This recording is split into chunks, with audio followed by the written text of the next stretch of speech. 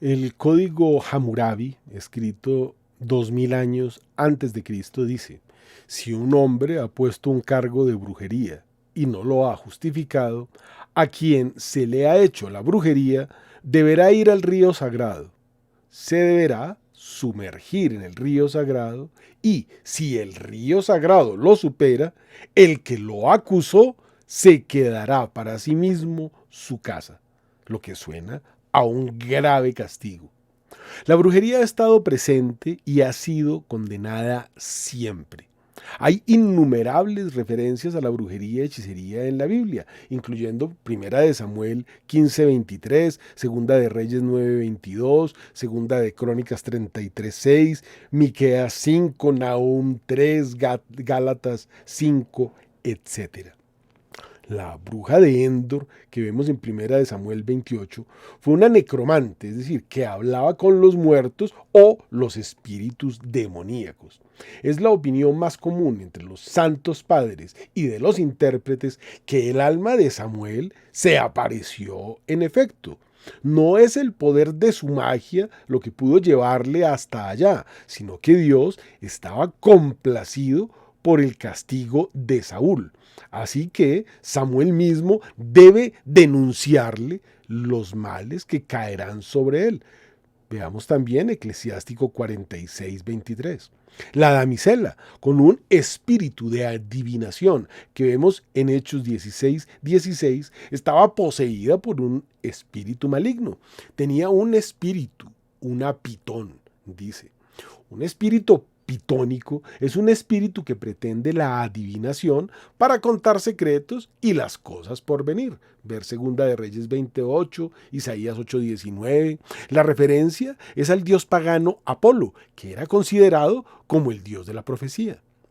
Es abominación la magia en sí misma. Lo podemos ver en Deuteronomio 18:11, Éxodo 22:18.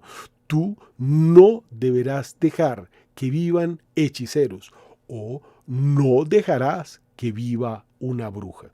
Leemos en Levítico 20:27, un hombre o una mujer en la que hay un espíritu pitónico o adivinador morirán, los apedrearán y su sangre los cubra a ellos. Entendemos pues que el espíritu de adivinación no es una mera impostura. Las prohibiciones de la brujería en el Nuevo Testamento dejan la misma impresión. Gálatas 5, Apocalipsis 21, 22 y Hechos 8 al 13, digamos, nos muestran este hecho. La mayoría de los practicantes de la brujería niegan que Satanás es su Señor. Sin embargo, Romanos 1:25 dice: ya que cambiaron la verdad de Dios por la mentira, honrando y sirviendo a los seres creados en lugar de al Creador. Mateo 16 dice: ¿de qué le sirve al hombre si ganará todo el mundo y perdiere su alma? ¿O qué recompensa dará el hombre a cambio de su alma? Marcos 7 dice: porque dejando el mandato de Dios os aferráis a la tradición de los hombres. Y Deuteronomio 18, que nadie sea hallado entre ustedes que practique adivinación, hechicería, ni ágora, ni que se dedique a la brujería o lance conjuros. Cualquiera que hace estas cosas es abominable al Señor. Los salmos, el 95 dice: porque todos los dioses de los gentiles son demonios. Y Primera de Corintios 10 dice: pero las cosas que los paganos sacrifican, los sacrifican a demonios y no a Dios. Y no quiero que deban hacerse partícipes con los demonios. Romanos 6, porque la paga del pecado es la muerte. Satanás es el enemigo de nuestras almas. Ronda como león rugiente buscando a quien devorar. Primera de Pedro 5.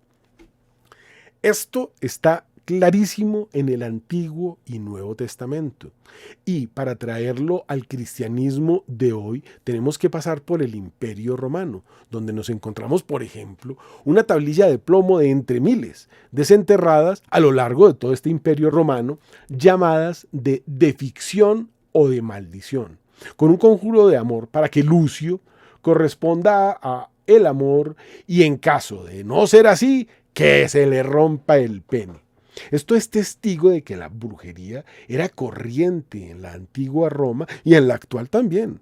La magia formaba parte de la religión oficial pagana. Fíjense que este es el mundo pagano que tiene una cantidad de dioses. Sin embargo, para ellos la brujería es terrible porque es invocar a demonios del inframundo. La religión oficial contaba con sus propios sacerdotes, pero a menudo la gente, independientemente de su estrato social, recurría a la brujería, que implicaba prácticas más directas, que incluían muñecos y menjurjes, en vez de pedir amablemente un deseo a los dioses y sentarse a esperar que tuvieran el humor para concederlo. Para que un conjuro surtiera efecto en el Imperio Romano había que seguir un procedimiento concreto.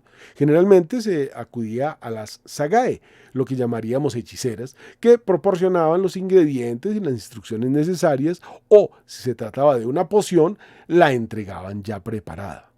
Se trataba en su mayoría de mujeres extranjeras, generalmente griegas, egipcias o de levante mediterráneo.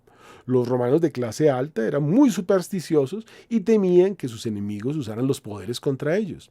Los dos dictadores del siglo I, Sila y Julio César, promulgaron leyes que castigaban con la muerte a quien practicara magia para causar daño a otros, y varios emperadores persiguieron cualquier actividad sospechosa de brujería, que comprendía tres tipos de conjuros: las pociones, que incluían cosas tan variadas como pócimas de amor, afrodisíacos y venenos; las tablillas de ficción, en las que se escribía la fórmula para pedir un resultado concreto; y las maldiciones, que se realizaban de forma similar a lo que llamamos vudú, con las figuras llamadas kolosoi en griego.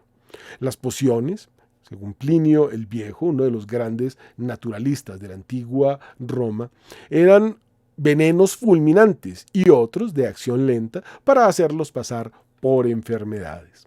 Estas tales tablillas de ficción debían ser enterradas en lugares considerados de fuerte poder mágico, como los cruces de caminos o junto a un pozo o una cueva, por su conexión con el mundo subterráneo, mientras los kolosoi eran estatuillas en forma humana, fabricadas generalmente con barro, cera o metal, procedentes del mundo griego, y se empleaban para maldecir a alguien perforándolas con agujas o clavos, pero podían ser usadas de varias maneras. Por ejemplo, se podían enterrar junto con las tablillas de ficción, si el propósito de estas era maldecir a alguien.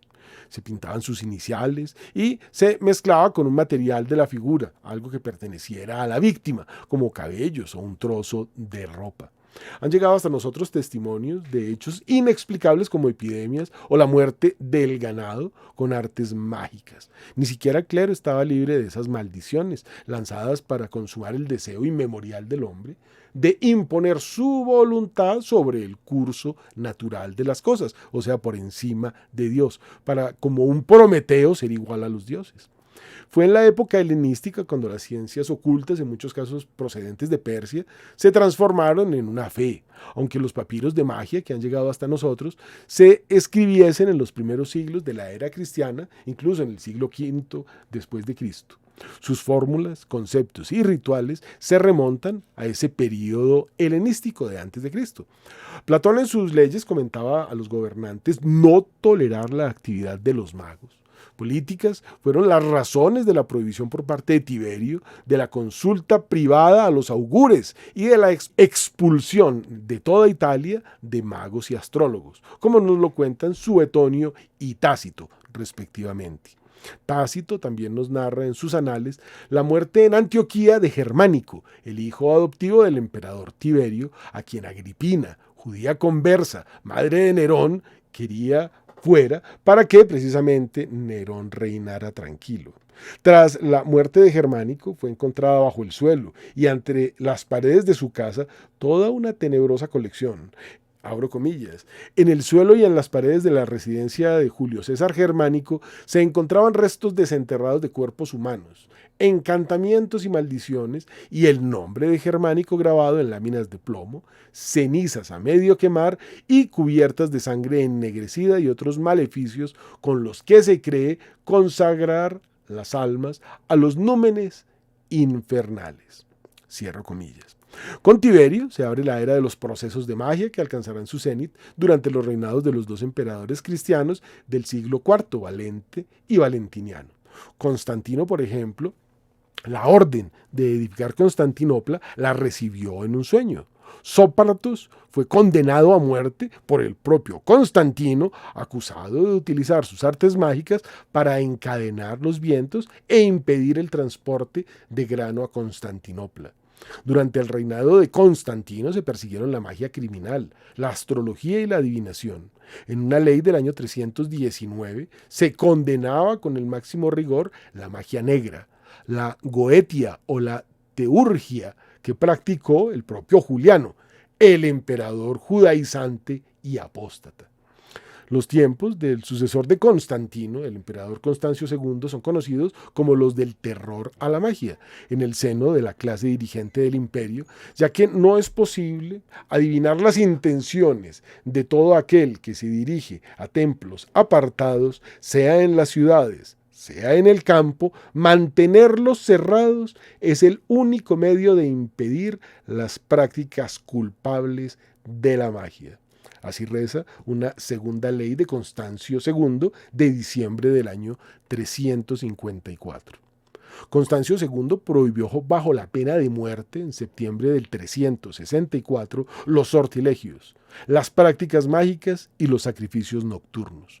Valente extendió la prohibición y la pena a todos los sacrificios, fuesen públicos o clandestinos, diurnos o nocturnos. No fue, por tanto, la vieja religión romana la perseguida. Fueron los cultos orientales aquellos que debían gran parte de su éxito a los misterios de las iniciaciones de los ritos en sus sacrificios. Durante el reinado de Teodosio, la práctica de la astrología y de la magia fue un delito que quedó excluido de los beneficios concedidos en Pascua por los emperadores, las denominadas clementiae, algo semejante a nuestros indultos de presos comunes en Semana Santa. En Antioquía, a principios de los años 70 del siglo V, la acusación de adivinación y magia estaba claramente asociada a una conspiración, delito cuya consecuencia legal era la agorera acusación de inayestas.